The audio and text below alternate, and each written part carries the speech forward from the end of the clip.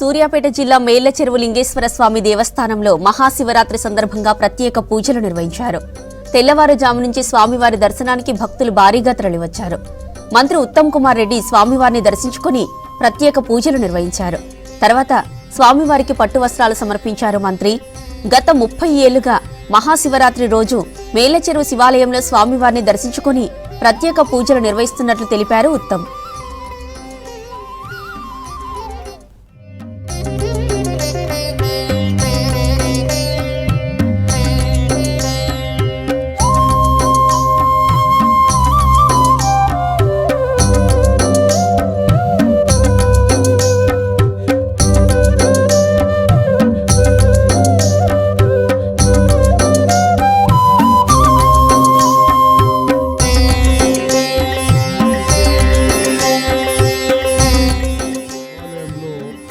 శివరాత్రి రోజు మరి ప్రారంభ అభిషేకంలో పాల్గొనడం నా అదృష్టంగా భావిస్తున్నాను.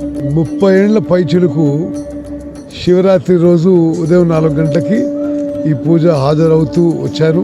మరి ఇంత అవకాశం దొరకడం కూడా నా అదృష్టం భావిస్తున్నాను. నేను ఆ దేవదేవుని ప్రార్థిస్తున్నాను. ఈ 2 ఏళ్లలో ఏ విధంగానైతే మంచి వర్షాలు పడి మంచి పంటలు పండి రైతులకి ఎంతో మేలు జరిగిందో అదేవిధంగా ఈ సంవత్సరం కూడా మంచి వర్షాలు పడాలని, మంచి పంటలు పండాలని, రైతులకి పండిన పంటకి మంచి రేటు రావాలని నేను భగవంతుని ప్రార్థిస్తున్నాను.